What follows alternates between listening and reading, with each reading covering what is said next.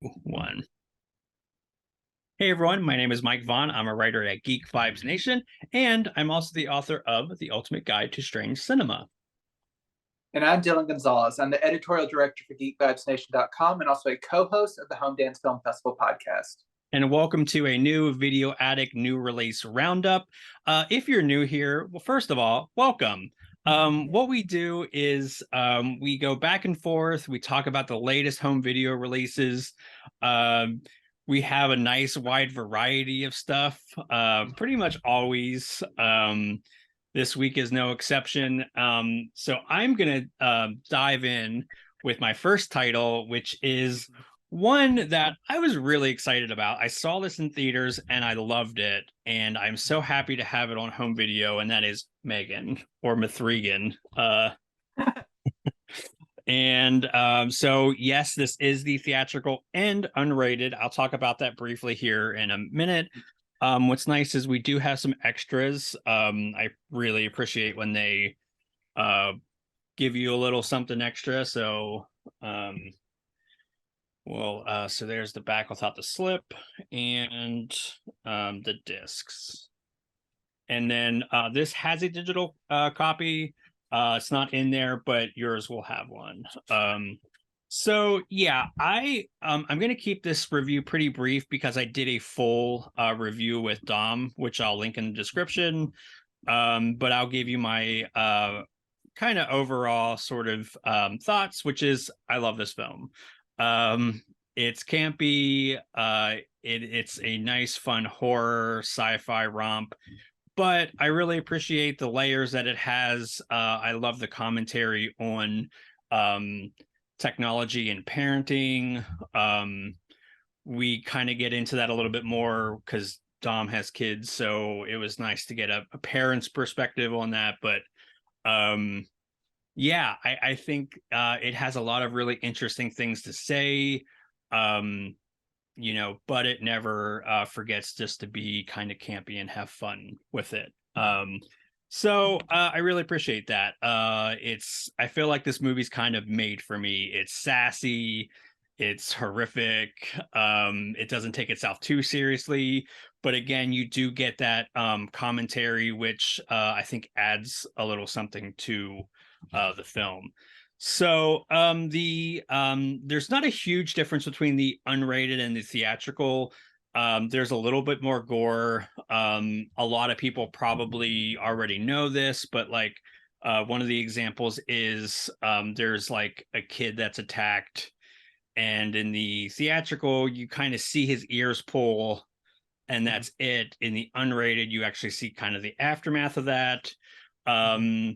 Other than that, like there's a little bit more blood and gore, but it's not like a huge difference. Like I think if you weren't really on board with this film, I don't know if the unrated is going to sell you on that. The other thing is there's a little bit more like swearing, which is like funny to think about that being like pushing it over to an R, but that's some of the differences. I don't want to spoil everything, but I don't want to also get your hopes up because it's not like I said, a huge difference. Like it doesn't change the narrative, or it's not like a Fulci level like bloodbath. So It's actually a few seconds shorter than the theatrical cut, oddly enough. oh yeah, I had heard that. Yeah. But yeah, so the featurettes are really fun. This is a newer film, so of course it really looks nice in HD. I might say something a little controversial. I don't necessarily need a 4K with this. I think it looks just completely fine on its own. Like it's not a visually amazing film. Like it looks nice, but it's like I'm okay if we don't get a 4K. I would love it, but I'm happy that we have a nice Blu-ray. So yeah, I think it's a great movie. I think Universal did a nice job with the release of this. Well, I'm glad you enjoy that movie so much. I was a little bit disappointed compared to the hype of it. I felt like it didn't go as hard as it could have with the concept, but I still had fun with it. I just got a little bit overhyped by the internet being like, this is amazing. And I'm like, this is Blumhouse. This is fine. But like, I'm happy for the people who really love it. It's a fun time. It's just Yeah. like I thought it was going to go harder than it did, but it is what it is. I enjoyed it. But kind of piggybacking off of that, I have a movie that goes along really well, especially since a lot of the creative team is involved with this one as well, and that is a Scream Factory release of a 4K upgrade of Dead Silence from director James Wan, who was a producer on Megan. And I actually had this on HD DVD from back in the day. And Wow. surprise, surprise, I never got around to watching it. That's a recurring thing for people who watch our show regularly. So this was the perfect time for me to finally get around to it. There is no reversible cover art. Now it's got a 4K upgrade, and I was very excited, especially since this team in recent years did one of my favorite recent horror movies, which was *Malignant*, because it is like batshit insane and like just all the twists and turns that takes. It was great. So like I was kind of primed to like revisit or visit this title for the first time, but like this was, I believe, in like 2007. So it's been a few years. So I should have gotten to it before now, but here we are. Surprisingly, people who've seen this will know this, but like I thought this was going to be more of a killer doll movie than it actually was. This is not a Megan. This is not like a Chucky. There is a ventriloquist aspect, but it is not like strictly a possessed doll narrative. It is more more of like a ghost story, but like with James Wan especially, and I felt this whenever I watched *Malignant*. He seems kind of really interested in like the giallo genre, which we've talked about a lot, and this isn't as strictly like giallo influence as I would think that *Malignant* is. It does kind of like straddle kind of like more traditional like giallo tendencies with like more like almost like his Conjuring type films, like in some aspects. But I really love that balance and how that works out. It's a really stylistically like interesting movie. It has kind of the soundtrack. It seems like they're kind of borrowing from Saw a little bit, but like it works really well within this context. It's a really like propulsive movie. The I really like it overall. I think it's a really strong movie. I would probably prefer a different lead than Ryan Quanten. He's perfect. I really liked him on True Blood back in the day, but he's like, I just wanted someone a little weightier or believable as this guy who, at the beginning of the movie, his wife gets killed by this doll. Spoiler alert. And the police believes he did it, and of course, you have Donnie Wahlberg playing a police detective, which he just loves. Between like the Saw films and Blue Bloods, he loves playing a cop. He loves it. But he's a very interesting kind of like, he makes very specific choices in this role that are very interesting within this narrative. So it's kind of like that typical like trying to figure out what is going on like with this like legend of this like this woman who was like a ventriloquist, and like she is like cursed this like basically small town or family lineage and all that stuff. So there's curses involved, there's old scary women, there's dummies, there's all that kinds of stuff. And for I will say I do really like this movie. The thing that almost pushes me into loving this is like it has a final like twist at the end that is so amazing that I was just like, ooh, this is what I wanted from like the entire, but like it builds it up, and it's great. I love the ending so much. It like completely makes this movie for me. The rest of it's fun, but it's like it is a little bit more traditional, but that ending, I'm like, ooh, that's good. I really like it. So overall, I'm glad that this was not just a strictly like murderous doll movie. It had like interesting layers and like kind of like a revenge aspect and curses and all that good stuff. So it's a fun time. I just like compared to how much I love *Malignant*, it just doesn't quite live up to that, but it's still a really fun horror movie. And I love like when James Wan and Lee Winnell like they're working together, they create a lot of like interesting movies that I really love. So this 4K, it looks really nice. I went back and looked at my old HD DVD, and of course blows it out of the water. No surprise. This comes from a new master. It's in Dolby Vision. I wouldn't say it's like super like clean and crisp. It has a very distinct kind of like throwback look to it, which it preserves. I think what really enhances this is especially like the deep dark blacks. There's not like a lot of crushing or like compression artifacts. It just kind of like it's a really nicely realized 4K transfer. It's no like specks of damage or anything like that. It's just a really nice transfer. But I wouldn't expect like to have don't expect it to look like Megan. It's not like crisp and clean. It has like a very specific style. It doesn't have an Atmos track. It just has the like 5.1 and like a stereo 2.0 soundtrack. This only includes on 4K the theatrical cut. The Blu-ray includes the theatrical and unrated cut for those who care about such things. I wish there could have been kind of seamless branching like they did with the Candyman 4K, but there's not. But this is you still can watch the unrated cut. It's just only on the Blu-ray. And also on the Blu-ray, you have all the special features. They actually surprisingly got a lot of these people are like bigger names now, but they got them back to talk about this movie, which is really cool. So you have a 16-minute interview with James Wan, a 13-minute interview with Leigh Whannell, a 12-minute interview with the creator of the dummy itself, the one that's on the cover, and then you also have like all the legacy special features, including an alternate opening and ending, deleted scenes, a making of, some trailers and stuff. But like I'm so glad that they got especially James and Leigh back to talk about this movie, because that is so cool that they still have like a soft spot in their heart for this movie. They obviously really still care about it. It seemed kind of to be overlooked whenever it was first released, so I'm glad it was kind of like getting a new 4K release and fans can enjoy it once again. And Screen Factory's done a really nice job. They've been really on a roll the past few months, especially of like some really great 4K releases. So I'm glad this one it's come out and it looks so good.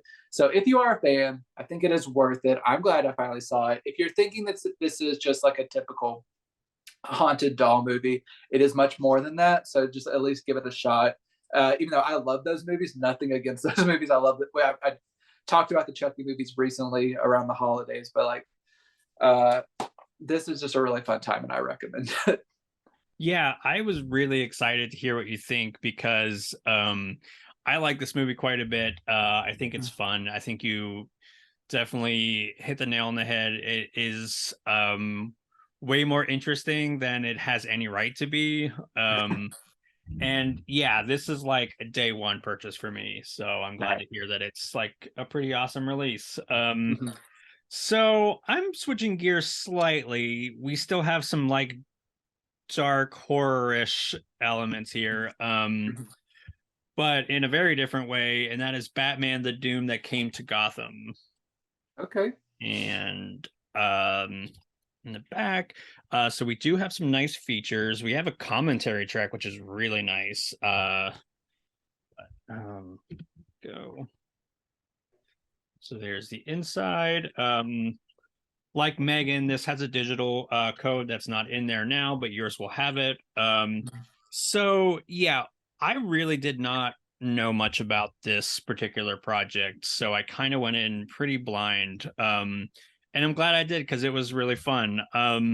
So in this latest Batman animated feature, it's set in 1920s, and it like borrows a lot of the lore from Lovecraft, which I think is such a cool kind of spin to take the Batman mythos. And I love how they're able to kind of fold in canonical characters like Ra's al Ghul and Talia al Ghul, which given like kind of how they are in the comics, and I think like trying to think if Ra's al Ghul was in the live action, but anyways, like yeah, he was Liam Neeson in the first one. Right. Spoiler alert.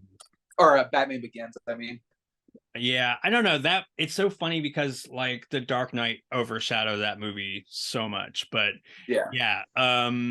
So yeah, they can tie that into this Lovecraftian kind of hellscape really nicely. There are a lot of really cool twists. Of course, I'm not going to give those away, but yeah, the animation is great. I've never watched one of these DC animated movies and thought that the animation was subpar. They always do a really nice job. Same with the voice cast. This time around, Batman is played by David Gentili. I hope I'm saying that right. Which fans of Grimm will remember him. I've never seen that show, but I feel like you're probably a fan. Have you seen that? Oh yeah, I own the complete series. It's a good like kind of supernatural procedural kind of type thing. It's fun. Nice. But I have to say, I was really excited when and his voice is so like recognizable. I knew who it was right away, but Jeffrey Combs actually plays a character in this. And so for non-horror fans, this is really cool because Jeffrey Combs basically pretty much got his start playing in adaptations of Lovecraft movies. Most famously, he was Herbert West in Reanimator. And yeah, it's really fun to have him kind of in this Batman Lovecraftian sort of realm. So that was really fun. Overall, it's really good. I think the pacing has a little bit of issues, but overall, it's a fun story. It's really interesting what they do with some of the characters. Right off the bat, we get a really demented, weird version of the Penguin, which I thought was really cool. And that whole opening kind of gave me very The Thing vibes, so that was really fun. Yeah, really excellent. The transfer's really nice. Again, I have to give huge props for including some nice features, some featurettes, and a commentary track. And just the fact that we get this in 4K, I really love that Warner Brothers does that with their DC animated movies. So stellar watch, loved it. Really appreciate the love that was put into this release. Yeah, that sounds like a fun one. I haven't gotten around to that one yet, but like I like that they're trying different kind of genres and stuff within like this kind of superhero framework. So I'm definitely probably going to throw that on this weekend and see what I think of it. Nice. Moving on, I'll touch on something you just mentioned in your review. In this I'm going from a Scream Factory to Shout Factory and 11 Arts. This is Deemo Memorial Keys. It's an anime film. I believe from what I've read, this is based on a video game. I think it's kind of one of those video games where like you have to, it's like a skill based where you have to like, it's like music, but you have to like hit buttons while like to like hit on the beat and stuff like that. So they adapt that into a movie, and the results are a little bit mixed, I'll admit.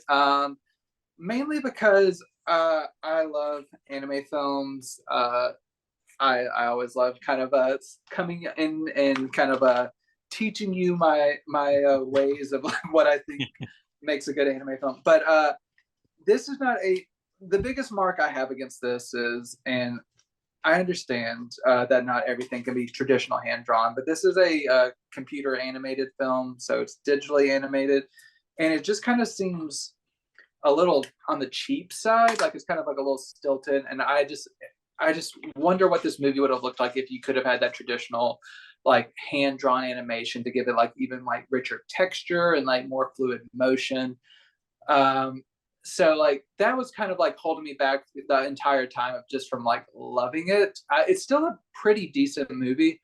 I just aesthetically, whenever you're talking about the animation style of that DC film being so great, I was just like thinking, I was like, oh, I wish Deemo could have been like that, because like it's just a little bit disappointing. But I still really like 11 Arts, and they do like really good work. But this film, emotionally, it's got the goods. It's about a young girl. It's almost kind of almost kind of like a Beauty and the Beast type framework. It's a young girl who gets kind of trapped in this realm with this guy Deemo here, this little shadowy figure, and she is trying to.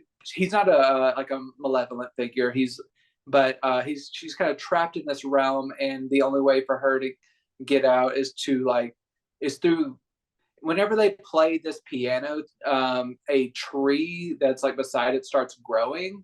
And so it needs to like grow tall enough for her to like crawl out of this layer or whatever. So it's like it's mixing this musical element while also dealing with grief. And I don't want to spoil it because in the end, it really kind of all comes together. Like to you start to learn like why she was there, who Deemo is, kind of what each of their kind of like common tragedies are, and how they kind of relate. But throughout, you're just kind of like there's a hesitant friendship between these two, and like there's little like also kind of like Beauty and the Beast. There's little creatures around that are like kind of facilitating their like different layers of their friendship and stuff. So like there's just little cute creatures and stuff. I was trying to see if they had any of them here. Like you can see like there's a little cat figure here. Like that's one of them.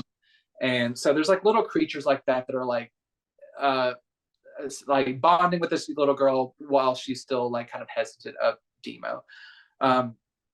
So yeah, it deals with like a lot, like I said, with trauma and grief and all that type of stuff. It's just aesthetically it didn't completely knock it out of the park. It's still a good movie. It's just kind of like it's not a top tier anime. So I just want to like be honest about that. But this Blu-ray, it's a really good Blu-ray. It's has both the original Japanese and an English dub, which I don't advocate for the English dub, but I know that can be like a barrier for some people. It looks really nice. That even though it is, like I said, it's digitally animated, it's like it aesthetically looks nice. Like transfer wise, there's no like compression artifacts or anything like that. It sounds good. There's not too much in the way of special features, unfortunately. There's like trailers and then like promotional features, which are just like longer trailers by a different name. So nothing in depth, no like interviews with the creators or anything. But there's, like I said, a few promotional things and a good audio visual transfer. So I think overall the story's worth it. I just, like I said, aesthetically kind of holds me back, but it's still worth it if it sounds interesting to you. But there are animes that I would recommend before this one, but still recommended. Yeah, that is one. Like I am like so out of my element with anime, you know that. But Yeah. this one seems like one that's probably worth avoiding. For newcomers, yeah. So, what's not worth avoiding is my next title, and that's Rick and Morty season 6. And here's the back, and I quite like what they did with this. They did a really neat like little wraparound thing. And there's the inside. No digital code with this, as a heads up. There's the inside. I know I was kind of surprised on the digital code front because usually these have one, like the other seasons I thought had them, but Yeah, for sure. Yeah, so season 6 is really interesting. It's I think the whole fandom and I mean you could make a whole video on that. But I will say that compared to last season, which I thought was fine, but had more misses and hits, I think this is more of a return to form for me. Like the highs definitely are a little bit higher than last season. You really have some great episodes. Jurassic Mort, for example, is really good. Night Family, I think, is another one that is really stellar, and it kind of reminded me of a lot of like really good old school Rick and Morty from the first couple seasons. So, that's great. So yeah, I mean, there are like some episodes that I think are like mixed bags, but again, given that this is already in its sixth season. It's kind of like fitting into a nice sort of steady, reliable kind of arc. There are a couple like serial like continuing stories with some characters, but for the most part, if you're like kind of new to it, you can kind of just jump in wherever, which is nice. So yeah, we get some featurettes, which is always appreciated. Again, you can kind of see them here. I don't really love how they like just put it like here, but Yeah.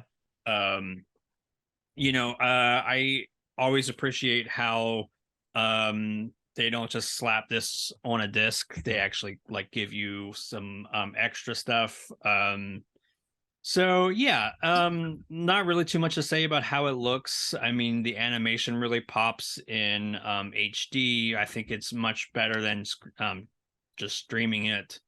And again, it's just nice to own it. I mean, especially with HBO Max kind of putting stuff on, taking stuff off. It's just good to like know that you can own it and it's not going anywhere. So yeah, this is a pretty good season. Again, it's not maybe the best it's been, but there are really some really good episodes. So I highly recommend this. Awesome. I have not had a chance to dig into this yet. I actually did not get a chance to tell you this before we started recording, but I also got this, but I got the Steelbook version, so I wanted to show that off real quick. Nice. Just for fans who want the option. So like here's the back J card and all that. Here. But so yeah, here is a look at the front art. The back. Oh, nice. Yeah, so it's a nice here's the spine.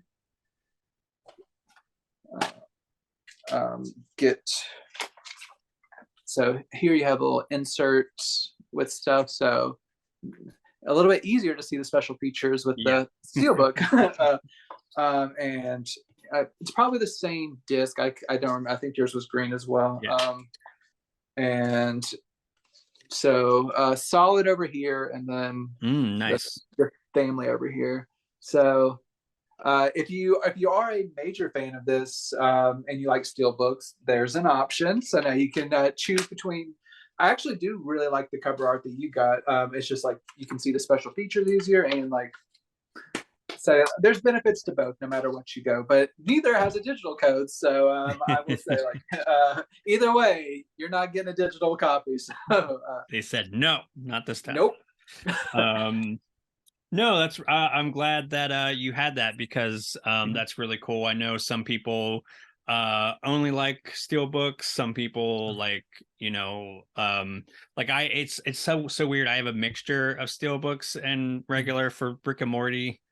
And like the nagging collector in me is always like, I want one of one thing. So yeah, I completely get that. Yeah, so like yeah, I got like the first 4 seasons are like standard, and then like 5 and 6 are now Steelbook, and I'm like, we'll see how it goes. Who knows where the series will take us. But I will head to my next title, and this is one I watched this last night, and I did not have high expectations for it. And I know I'm going to kind of go against the grain a little bit because this did not get a great critical reception, but I kind of had a fun time with it. This is the new House Party from Warner Brothers. And yeah, okay, it's not a classic or anything, but this is a remake. I'll admit, I have not seen the original Kid and Play version from the 90s. I know, shame on me, but it is not on Blu-ray, so it is not my fault. They need to release that on Blu-ray. And I just like haven't tracked down a DVD or stream or anything. But so yeah, this new House Party, like I said, it's not a classic, but a movie that I'm like watching that has me like laughing out loud at least a handful of times. I don't think is completely terrible.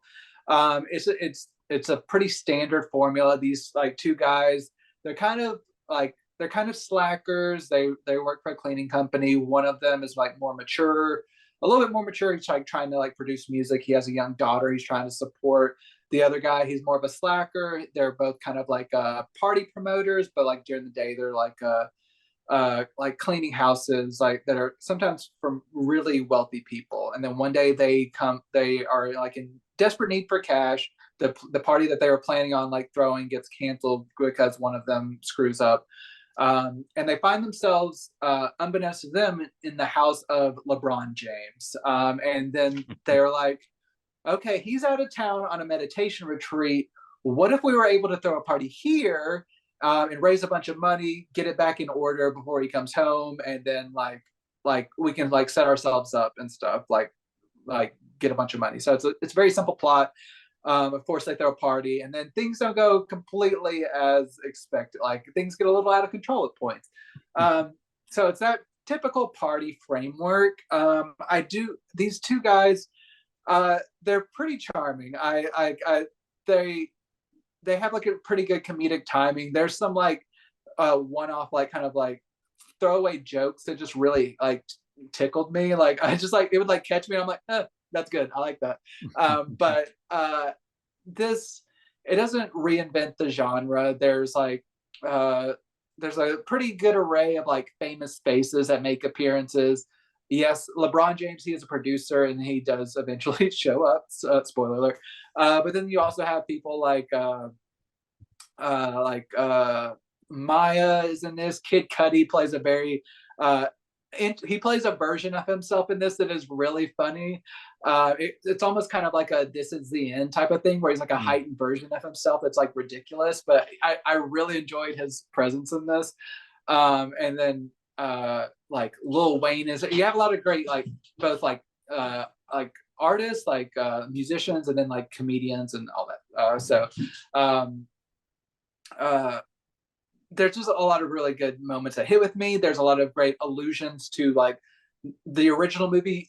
Not that, like I said, I haven't seen it, but I know enough about it to know like there's the famous scene, like the dancing scene where they're like connect feet and like go around. Like they do that in this, and Kid and Play, spoiler, they show up. There's a cameo from them, and there's just a lot of really good things. There's also a cinematic reference to Belly, which I recently reviewed on 4K here.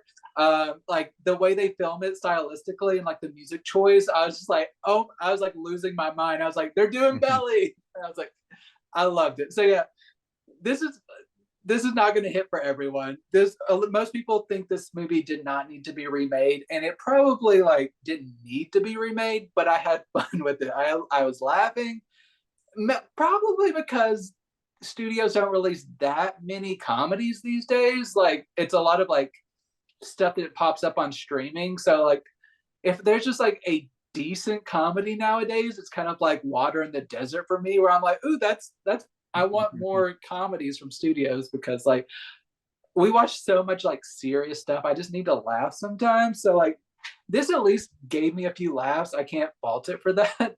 So yeah, if I'm like on the island being the lone person who liked House Party pretty well, I'm fine with that. This Blu-ray, it's not very widely produced. I think this is one of their more like kind of like Warner Archive type ish releases, where it's like I haven't seen this listed on very many retailers. I actually I was sent the DVD. I actually like sought out the Blu-ray because I'm insane. But the Blu-ray itself, there's no special features or anything, but it does have a nice audio visual transfer. Like it's a very crisp, clean film. The audio, it's a 5.1, but it sounds really good, especially with a lot of that hip hop music that they have going on throughout. There's like a really nice bass that I really appreciate. But overall, I'm glad I watched it. Glad I sought it out. Like it's on HBO Max right now, so like stream it first. Maybe you'll enjoy it, but I had fun with it, and that's all I can ask for. Nice. Yeah, I also have not seen the original House Party. Although I recall a really funny C-Lab 2021 episode where they reference House Party a lot. So that's my only frame of reference. So I'm gonna go from that, which is a comedy, to a rom-com, but we're gonna like take it back a while Okay. here. And this is Laurence Olivier and Marilyn Monroe in The Prince and the Showgirl. Um, here's the back, just a trailer. So yeah, have you ever seen My Week with Marilyn? Yes, I have. Yeah, so you'll recall that they're making it's the backdrop of that is where they're filming this. Oh, cool. And yeah, which I also highly recommend. My Week with Marilyn. It's really good. So yeah, Monroe obviously really dazzles in this big budget. I would say it's like a modern fairy tale kind of spin. Yeah, the one good thing I will say about this movie is Marilyn Monroe is great. Laurence Olivier is fine. I am going to say something very controversial. I've always thought he was kind of overrated. Oh, I know. But he's fine in this, but he also acts as director, and I don't think that's great because it's interesting how looking at reviews from the time that this came out and more modern reviews all kind of say what I thought of when I saw this. And this movie just is very long. It's way too long and it's very repetitive. Um, and I think Laurence Olivier is out of his depths here. Like, it's a movie that gets just completely lost in the sauce, unfortunately. It's very charming, it's very, very witty, it's whimsical, but really, I think people really remember this movie because of Monroe, because she was such a huge icon, and we don't have a lot of movies that she's in. So yeah. Having said that, Warner Archive does a really nice job with how this looks.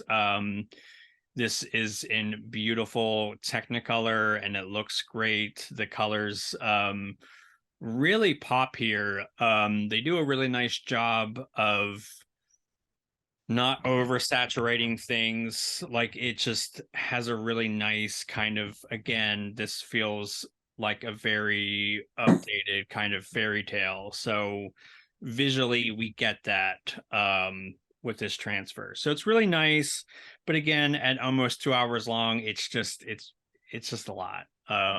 So I will say there is this kind of eerie scene, and I'm not a conspiracy theorist, but I'm going to point something out anyways. So there's a scene where Monroe's character kind of overhears some political dealings that she shouldn't have, and it's like the king, like, in waiting, I guess. I'm not sure like how that he's going to be the king. Anyways, he's like, you shouldn't have overheard that. That could put your life in danger, like knowing these like government secrets or whatever. And I think you can see kind of where I'm going, where that maybe paralleled real life.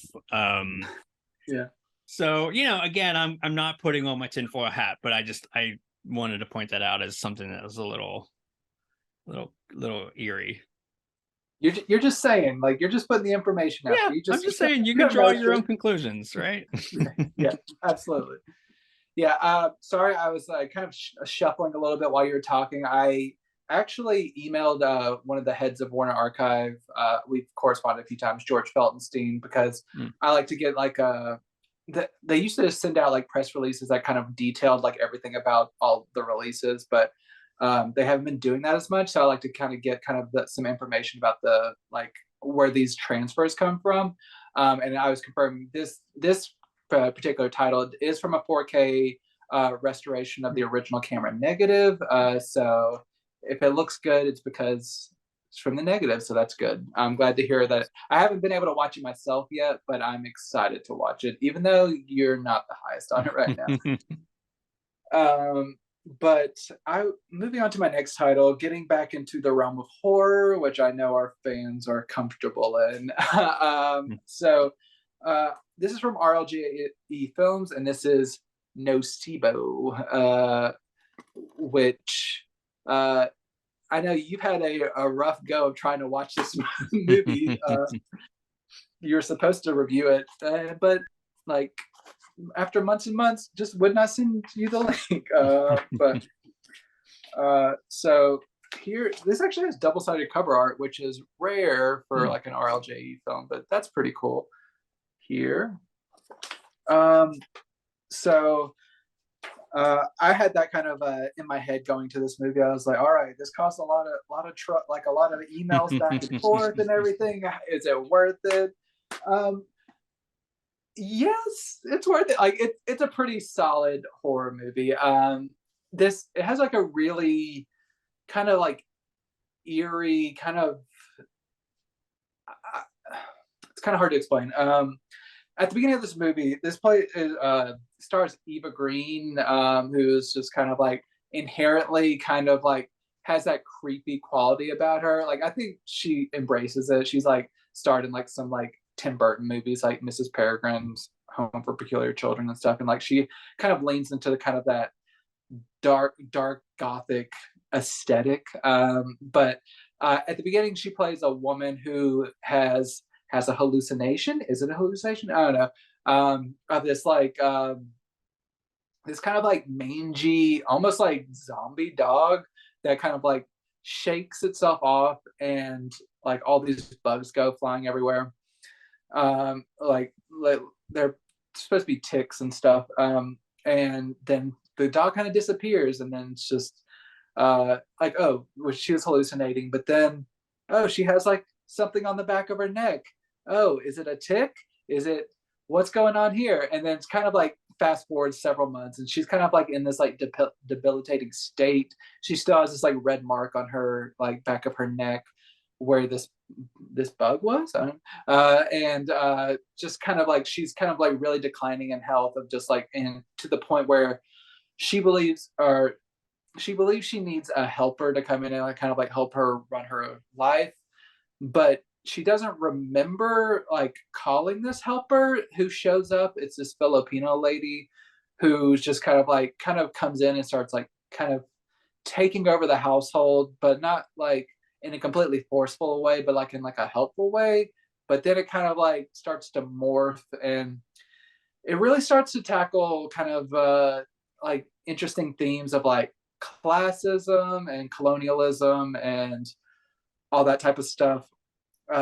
And like a little bit of body horror, a little bit of like just like kind of like kind of spiraling insanity also. Like there's a lot of like different types of horror woven into this, and mostly I think it's like very impactful. I think it works thematically more than it does like emotionally, like more than it does like as a true horror film. It is like kind of unsettling at points, but I think I kind of like by the end I was more so like it comes together in a really rewarding way that I'm like, oh, I think this is very impactful, but I don't know if it was like terrifying. It's a good movie. I think it maybe needed a little bit more balance to send like a chill up your spine. I think it's kind of these types of movies have like kind of lazily been like turned like elevated horror in recent years, which I think sometimes a cop out, just because it's just like sometimes gives movies that like aren't like scary enough like a pass of just like, but it's important. But like I think you need a good balance. Like a lot of the best of these movies, like they still scare the shit out of you. Yeah. I didn't need to be like terrified, but I think it just need a little bit more in the horror aspect. But thematically, it really I think works. But this Blu-ray, it doesn't have any special features or anything. It's just like a couple different subtitle options and then like the play button. That's all you get. But it looks good, sounds good. It's like as solid as a modern movie should look. There's not much in the way of like compression artifacts. It's just like, it's the movie, it's pretty solid movie, pretty solid transfer. That's it. So this is a Shudder original, I believe, as well. So I think it should be on there if you want to sample it before. I'm just, if it's not there yet, apologies, but I think it is. So check it out. If you like it, the Blu-ray's worth it. If not, obviously the Blu-ray wouldn't be worth it. But I had a good time with it. Yeah, I feel like I should finally watch it, like for closure sake. Yeah. So I'm going to be sticking with Warner Archive for my next title, which is I'll Cry Tomorrow. And we do get some special features here. And yeah, so I think I did like this a little bit more than my last the last Warner Archive that I talked about. Susan Hayworth plays real life Broadway legend Lillian Roth, who I think it's wild that she's in Alice Sweet Alice, which is a movie I feel like we've talked about before. Yeah. So the movie details her battle with alcoholism. This is very much in the same cloth as films like Billy Wilder's The Lost Weekend or Days of Wine and Roses. And it's a very frank and pretty progressive look at the disease and its effects on not only the person, but the loved ones as well. So I think this is a movie that's really vital because it attempts to really humanize the disease, and it really ends with a almost it's I'm trying to think how I want to put this. Like, it's almost like a informative video about AA at the end, where they kind of, like, for people that don't know what AA was, they kind of broke down what it is. And I think it's like weird to see it now, but like, back when this was made, they didn't, a lot of people didn't know what kind of resources were out there. So they go over like how it's anonymous, obviously, like how it helps people. They have the serenity prayer that they do. So yeah, so I thought that was really interesting. And Eddie Albert is in that, who you'll probably most recognize from Green Acres, but it's weird to see like a young him. But I like this film. I think it's really well acted. I believe Susan Hayworth got an Oscar nomination for this, which I think is very much deserved. But having said that, I think she does get a little bit kind of crazy in this, as far as like very over the top.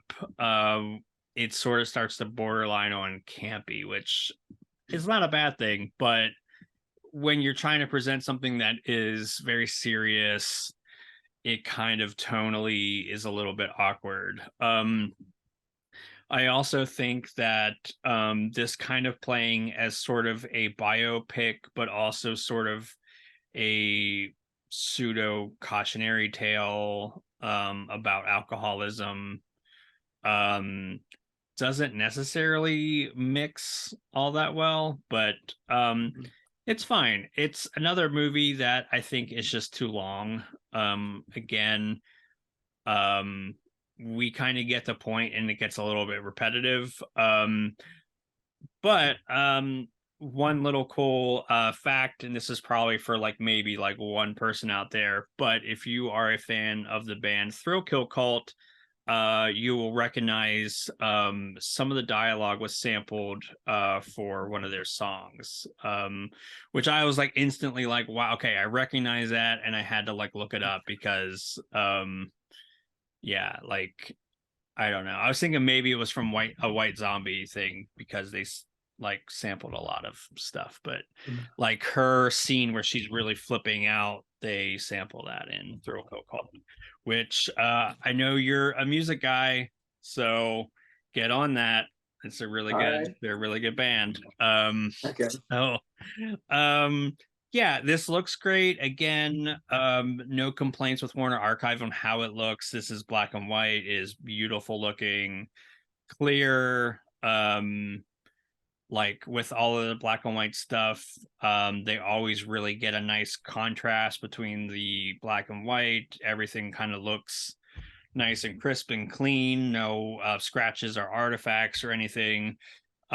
We do, as I say, get a few nice features, which really appreciate. So yeah, if you're a fan of this, this is a great upgrade. If you are kind of new to this and you're kind of wondering what the hype is all about, it's worth checking out. I just think it was fine.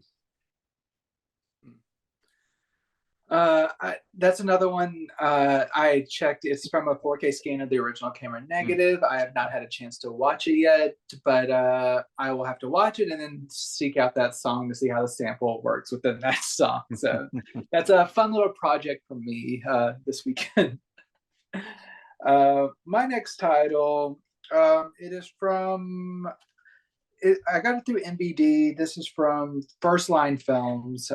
This is The Seven from Texas, and it is from their European Westerns collection.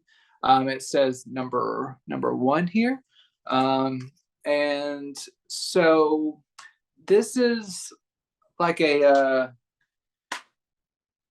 Spanish language Western. Here, I'll kind of show you everything. I said this is the Blu-ray of Seven from Texas. You also get a kind of very kind of like brief little kind of pamphlet thing here, kind of just telling a little bit about it, and then you get some art cards here. Yeah, and so get some more film insights here.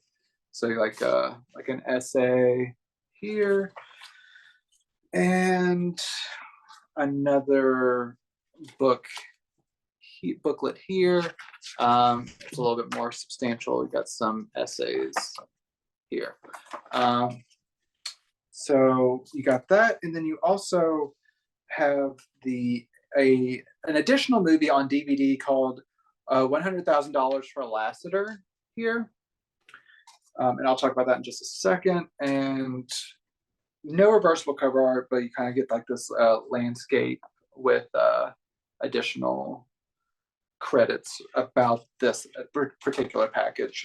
So this is kind of almost like a lost Western. I was reading a little bit about it, and this was kind of like kind of barely released, and it's kind of been almost lost to the sands of time. But overall, it's the Seven from Texas, the Blu-ray that I'm primarily focusing on. That film, it's pretty solid. It's just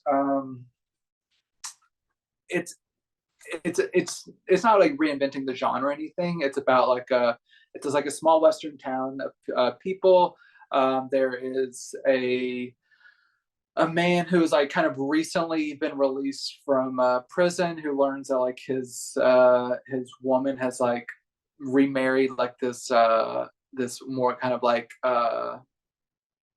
established like well-to-do gentleman in town, but also at the same time she has like been diagnosed, I believe, with a brain tumor, and she's like has to like the only possibility that she might survive is if they get her to this like this doctor in another town, but in order to get to this other town they have to kind of like form a party to like take them through like Indian territory and like make, because it's like a perilous journey. And so you kind of see like these people like gather to go on this journey, but there's also kind of this thread of like this guy coming from jail that like might kind of also get thrown into the mix. So it's an adventure tale of like trying to get to a point unscathed. You have like some treachery, you have some like you have like the high stakes of like potential like medical issues, all that stuff. So throughout what I really like about this is that it does focus, like, since it's called The Seven from Texas, it does focus on the seven, and I really like a western that has like good character work. There's like some really nice moments with each of the people on the journey. Some of them are pretty kind of outlandish, like personalities, but it kind of works within the framework of the story. It's just like a solid European Western. I don't want to call it a spaghetti Western because those you Italian, but it's a really good atypical Western, like outside of like the American studio system. I was entertained, but this release, I'm glad. Like I said, it barely got a release as it is, but that doesn't mean I'm not a little bit disappointed with the quality of this transfer. And I forgive a lot of like damage and stuff for a lot of stuff we see because like I understand source limitations, and I'm not so much kind of like uh, annoyed by the kind of like like pretty steady damage throughout, like little like scratches and like nicks and stuff. I can overlook that. What really kind of like broke me with this is like it has like a really boosted contrast, and it kind of almost looks like sun bleached and like washed out, which I was just like, ooh, this is not my favorite look for like a western. I want kind of like those dusty browns and all that stuff. Like I can forgive like damage, but like just kind of like that color issue really took me out of the experience. I understand that there's probably source limitations, but I got to be honest, like it really was distracting to me, and it did not look like Blu-ray quality until I looked at the DVD that was included at the $100,000 film. That interestingly has better color, but it has like much less like pure definition. And I'm like, okay, I can see the benefits of the Blu-ray of Seven from Texas. There's some detail in the picture, but I would have like I wish they could have like somehow like they're different movies, but like if it like I, the good color of the DVD I wish could have been applied to the Blu-ray and just had like the extra DVD be the one that has wonky color, and I could have been like, oh, it's DVD. Okay, I too bad. But like the Blu-ray is the one that's kind of washed out, kind of disappointed me. So like, neither movie is like great. Like the DVD, it's DVD quality and it's good, and like the movie itself is like a solid movie as well. I'm not going to go deep into that one, but it's good for a DVD and it's like an interesting movie, and probably overall is like a better visual experience for me. But seeing as the Seven from Texas is the feature like of this release, I wish it was a little bit better. It If you're just wanting to see the movie, it's a really good release. Otherwise, like it's a nice package. I showed off all this like little extras and everything, and I know this was like a really tough effort by the producers of this disc to like get this even out. Like I know the movie also had a troubled history, but just like raising like funds to get this Blu-ray produced, like it's an indie release through and through. So I'm not like shitting on what they've done. I'm sure they did the best they could, but like I wish it would have been a better quality transfer. The movie's entertaining. It is. Also, I didn't even mention this. This is usually a Spanish language movie. It only has the English dub. That's all it has. So that's also kind of a like maybe if you had also had like the Spanish language track in addition to the English dub, then I could have been like, okay, the picture's not great, but then there's the sound. And then the sound is also in Dolby Digital, like lossy 2.0 instead of a DTS soundtrack. It's not bad sound, but like I don't know, there's just like a bunch of like smaller issues that I'm just like, oh, this little drawbacks that keep like keeping this from being like me to be like, go get this release. I want to like recommend it, but like unless you're just aching to see this movie, this release kind of disappointed me. I'm sorry. Yeah, it's that's another one that I've not heard of, and Mhm. yeah, that's kind of unfortunate that it has some issues, but that's an interesting new series though, so that'll be Mhm. cool to see what else they have in the works. Mhm. So I know your mom watches the show, so I'm going to keep this very clean Ooh, okay. but we have some spicy titles from Severin. Okay. So I did not request this, but they sent it to me. So I'm like, all right, you know what? We're going to be really open minded and check this out. So this is in the Three Between the Sheets collection. So here's the back, and each film gets an individual disc, which is nice. So yeah, a little bit provocative there, but again, we're gonna keep this very PG.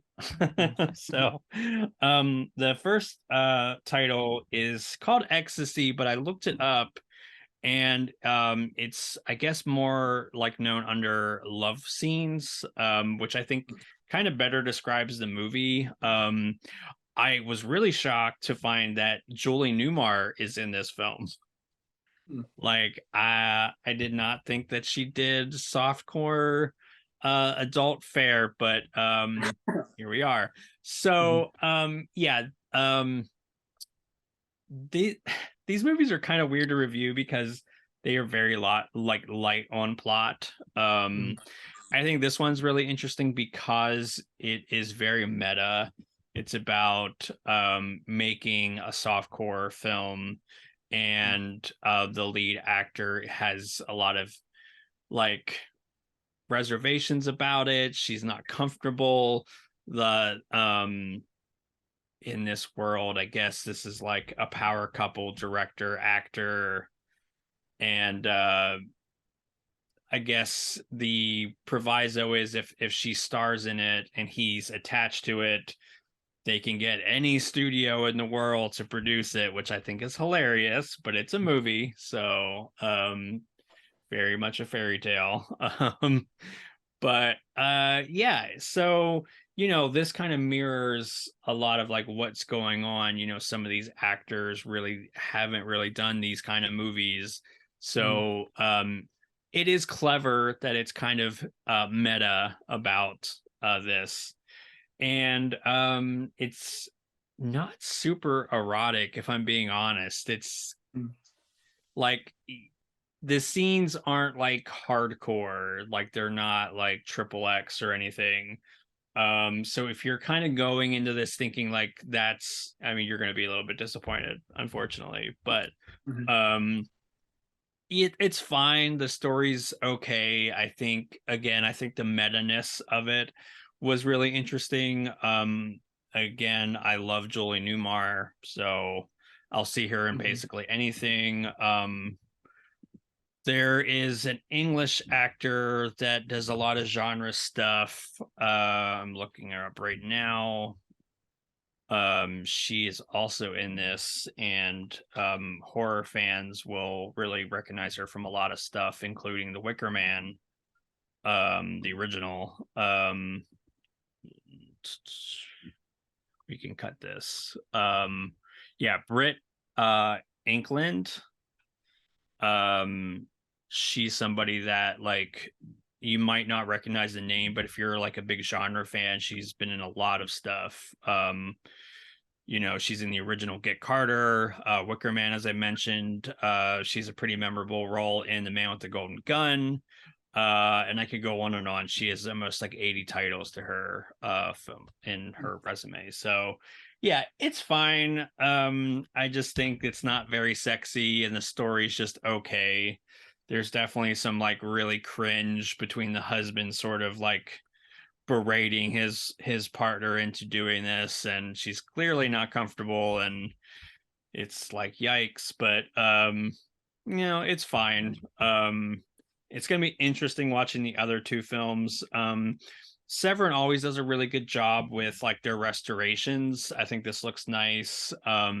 You do have a little bit of like artifacts and a little bit of like scratches here and there, but like, I mean, overall looks really nice. It's definitely not one of the most visually sumptuous films, but you can tell that there's a boost in the clarity here. So yeah, it's going to be interesting checking out the other films. I'm going to be doing Black Venus next week. So we'll see how that goes. But yeah, this is fine. If you like Julie Newmar, you might want to check this out because I was fascinated that she was in this. I'm happy for people who are interested in that title. I'm probably not in the market for softcore stuff right now, but like if things change, I'll keep it in mind. My next title from Lionsgate is one I was very intrigued by. It is Seriously Red. And this has like the veneer of something that could be very kind of cringeworthy and lifetimey, and this is not quite it. This is it's an Australian comedy, and it's about a woman who becomes she's kind of a misfit, and she decides that she wants to be a Dolly Parton impersonator. So it's kind of like her journey along this road. And I really like this film. It has like some queer sensibilities that are really interesting. Like there's like a lot of stuff with like kind of like gender fluidity that's really cool. Some of like the performers like Rose Byrne, who's like her and Bobby Cannavale. Like Rose like produced this, and Bobby Cannavale is her husband, and they are both in this movie. Rose actually plays an Elvis impersonator who at the beginning of the film hooks up with our lead character, the Dolly impersonator. So there's kind of like, but it never really like clearly defined like, which is fine, like what like the character Rose is trying to like who's they are supposed to be, which I find interesting. And then like kind of like a lot of the communities that they are like kind of like performing within, or like kind of like congregating within. Like there's a lot of like really positive like representation of like different types of people, which I think is really cool. And this, like I said, it looks like it could be kind of lifetimey, but it's pretty hard R-rated, surprisingly. There is like there's quite a bit of nudity in this. Like this woman, she's not afraid to just kind of like strip down if she thinks the moment is appropriate for it. And then there's like a lot of like salty language and everything. But at the same time, it does kind of have that kind of like feel good quality to it. So it's like a feel good movie that's like a little bit dirty, which is fine with me. It starts off incredibly strong. Like I was dying laughing for like the first like 20 to 30 minutes. And I was like, this movie is surpassing all my expectations. It does kind of settle down a little bit as we like reach the second half of the movie, and it gets kind of more into her journey as like seeing if she can survive as a Dolly Parton impersonator, and going like her potential romance with the guy who is like playing Kenny Rogers, like the Kenny Rogers impersonator, and like their kind of dynamic. And it kind of gets into that more traditional like feel good type of role. There's still some good jokes throughout, but like the first 30 minutes or so is like really funny. So overall, it's a good movie. It was almost great, but it kind of like slowed down a little bit. But it does make you feel good. It kind of gives you that kind of positive representation of just like it's good to be yourself. That type of message of like you're like. There's a lot of like Dolly quotes, like kind of like splashed on screen throughout the movie, which she's like a quote machine of just like positivity. I love her to death. And so this was kind of like, I was hoping this would be good. I would have seen it either way because I love Dolly Parton, but like it actually was a solid, entertaining comedy. And if you're a Dolly fan who's not going to be offended by some salty language and sexual situations, Seriously Red's a good time. And yeah, it was a surprise. I wish it could have maintained the quality of like the first 30 minutes, but it's still a really good movie. And this has a really good audio visual presentation. And it does come with an audio commentary from director Gracie Otto, which is really cool as well. You get a little bit of like context to kind of like that production process and everything. So that's the only special feature, but it's a good one. I love the audio commentary. So yeah, overall, seriously, Red, I think it's a fun time. At least worth like a stream or something to see if you want to eventually buy it. Nice. Yeah, I was really interested to hear what you thought of this because I'd seen the trailer and I was a little bit like on the fence. So yeah, I might check that out. It might be a try before I buy kind of situation. Yeah. So my last title, I kind of wanted to save one of the more hotly anticipated releases for last, and that is Dragonslayer from 1981 on 4K. Now, there is also a steelbook, so again, I will link where you can get the steelbook if you like that. But here's is the back, and pretty cool I commentary. did not get the steelbook for what it's worth. I did not get the steelbook. I was like, do you have Nope. it? Nope. We get a really cool commentary with the director Matthew Robbins and Guillermo del Toro, which I think is pretty cool. So yeah, this is a movie that I've heard of but had not actually ever seen. So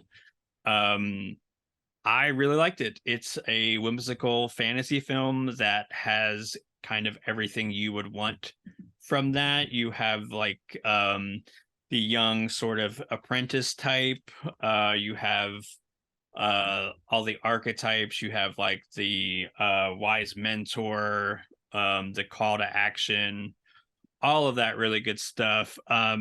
I will say I was particularly really struck by how detailed the world building is, and I think that just further like sucks you into the story and the world and makes it all that more engaging. Like you get to really kind of like know like this civilization that they're talking about. Like they have this weird kind of lottery in the society. So you have some like political underpinnings, I think, which I think is really interesting. And the practical effects are amazing. While I was researching this, apparently George R.R. Martin states this as the best dragon he's ever seen on film. So there you go. He knows a little something about dragons. So yeah. And I will say that yeah, it's like pretty awesome looking, and there's some other creatures, and of course they look great pre-CGI, so you had to do everything in camera. And I had never seen this before, but I can really tell this is a nice upgrade. There's a lot of like dark scenes that like I kind of think that maybe older releases you might not have really seen much of what was going on, just because of like how like atmospheric and darkly lit some of this movie is. So yeah, it's really nice. It's you get that really nice grain texture that is not like completely wiped away. So it does have that nice kind of film look to it. Colors really pop. I mean, if you're gonna have a movie in 4K, it would be something like Dragonslayer. Like it's a very visually nice movie. There's a lot of detail in the sets and the costumes, and it's just nice to have that like boost in color and clarity. So I really appreciate that. We do get an Atmos track that I think is really nice. And yeah, I really like this release. Paramount did a really nice job. And this does have a digital code. It's not in there now, but yours will have it. And again, there is a steelbook, which I will link with the regular edition. So pretty Awesome. good. I liked it. I have not seen that movie before, so I'm very interested to check it out, and I'm glad it got a 4K release. So good on Paramount for that. My final title is one that I'm going to challenge myself not to mess up this title because I do not want to be shamed by Andre, our producer. I think I've watched enough of their examples of this title to get it right. I think I will. The third season of Maigret is here. Maigret. So this is from Kino Classics, and I had a good time hanging out again with our gentle detective here. This third season, once again, has 13 episodes, 3 discs, and you get like a little booklet. Mine was a little bit creased. It was like kind of shoved in weirdly, so you might see the little crease here, but get kind of all the episode descriptions and then like a little restoration stuff here. So I've talked about the first 2 seasons, so I'm not going to go too in depth about this. What I will say is that the third season does kind of keep up the general quality that I've seen from the first 2 seasons. There's a lot of good cases that Maigret is kind of solving throughout this. One thing that really struck me about this season is they seem to be going even like more into kind of like some more personal areas. Like one involves Maigret going to like his childhood town and kind of like solving a crime that is happening from like that kind of connects to his childhood. And there's also another like instance where it's like kind of immersed with like his childhood like life and how it connects to how it's kind of impacting his future. There's also it usually seems like the seasons have like a holiday episode. So like while Maigret's on holiday, of course he can't have like a simple relaxing time. Usually something will come up. So there's a lot of like murder and intrigue, and there's a duel. So Maigret gets into a duel that kind of escalates and everything. So there's a lot going on this season, but it's fun. I really like this kind of like detective story procedural. He's a very interesting character. And Kino's been doing a really good job with these releases.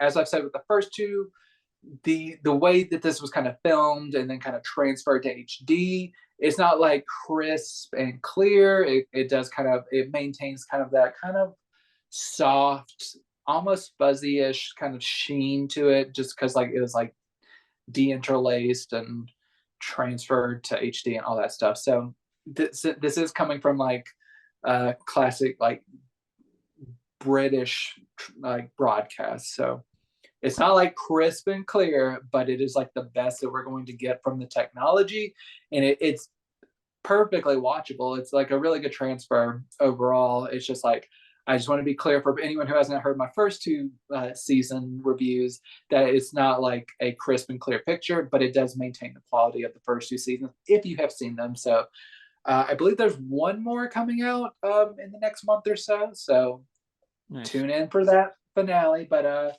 the first 2 seasons didn't have any substantial special features. One thing that this does add, they do have an interview with the son of the author of the original novels. That's this it just says Simenon on Simenon. It was from a 2021 interview of John Simenon. Now that'll be what Andre inputs that I have said wrong. So I'm glad I could include something. It's probably Simeon. That's probably what it is. I corrected myself. But it's a good release, and I think if you're a fan of the series, they keep treating it with respect. So I'm glad Kino keeps doing this. So yeah, it's recommended. Nice. How would you say this stacks up with the previous 2 seasons? I think it's like perfectly on par. Like I said, they're not completely shaking up the formula. They just like have episodes here and there that kind of get like a little something special. Like it like kind of breaks up the formula, or like adds a little bit more personality to Maigret.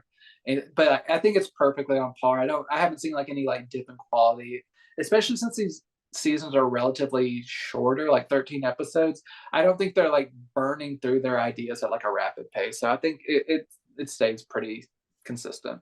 Nice. Yeah, that's really interesting. That'll be kind of cool if they end up doing maybe like a complete series eventually. So like someone that hasn't collected them yet, like myself, can just get them in one go. I think they did different label, but I know like oh gosh, you would know this because you reviewed them, the Little Rascals. Oh yeah, Classic Flex. Yeah, Classic that Flex, was yeah. yeah. I think they eventually did that where it was all of them collected. So yeah, that's awesome. Well, that is our show. As always, you know, feel free to like, comment, share. All that really helps get these videos out there.